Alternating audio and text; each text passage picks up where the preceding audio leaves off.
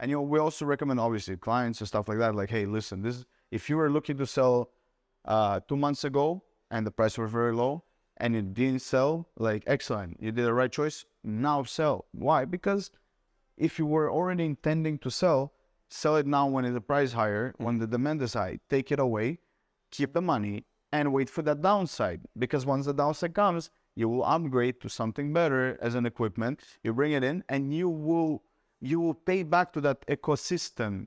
Once things go up back, you will give that machines and let yourself upgrade, and people will get the opportunity to get those used for cheaper rather than buying them again new. And like you just donate to that like ecosystem back and forth, because you constantly managing properly the way you're like updating your equipment, providing the market liquids, with equipment, and everybody's just all down the line just enjoying like this whole like beautiful ecosystem of like upwards and downwards. Like we all enjoyed through the whole process. And it took some time for all of us to realize how fucked up it's part of the job. And that's what's most fucked up. Yeah, is it's part of the job. It's part dealing of the job, with this, knowing that things are going down, things are going up. People ready to pay that amount, they're waiting. People ready to buy right now and go ahead, they take it. And it's obviously the ROI, the risk management you build around, and it also very concerns about what's your rate of electricity. So each client, I won't even call them clients at that point. It's like each personal or facility or a company that is looking to like get into it or upgrade or keep running their game like at the right way would be based on their criterions of like how they run the operation currently. So if your electricity price is high, you will always be the type of company that buys the cheapest equipment you can buy. Sure. Because your rate of electricity is very like high, then you cannot like either spend, or you will spend the top buck to get the most efficient equipment you can have. But again, the more your electricity rate is higher, the more you pay for that energy that you need to produce all this like Bitcoins or whatever they mine. It really affects your ROI, which is your return on investment. And it's some people, their electricity rate is a lot cheaper.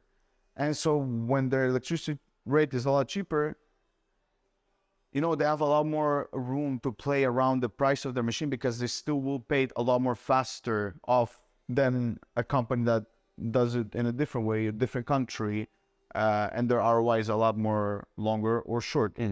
So that's why you have this like specific companies that always there for every scenario of that market, of going upwards or going downwards. So like once you prepared to have a specific seller to sell and put on him some sell pressure to like really direct him to do the right, correct thing based on your opportunity to give him a proper, a close off. So like, hey, you see it goes down, we're at a good pick, sell it now. Let that guy that makes good ROI buy it off from you. And then the guy that has a bad ROI will buy the next lot that the other guy is basically liquidating because he lost or whatever it is, or he didn't want, or being too greedy and he didn't sell, or it's just like, hey, whatever. I finished paying them off. I already made my money on them, take them. So like each one, and that's what's cool about this worldwide industry, because we're talking worldwide. We're not just talking North America, right? We're not talking just Canada, US.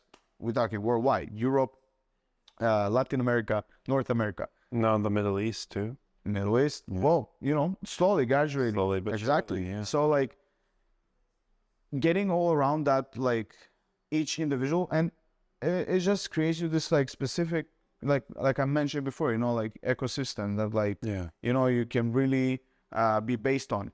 And that obviously didn't happen right away. We had, back in the times, we had like very dry seasons because we were lacking of that, like I would say, diversification of like different locations, and like the amount of people who are actually willing to spend their money into it, or like build a facility in a very good, clear energy, cheap energy, lack of trust, lack of a lot of things that really affected this kind of like decisions for a lot of people and for a lot of companies. So I guess everything around that is just, that's when we come back to the same conversation of like, you know, going up or down, there's always a good momentum.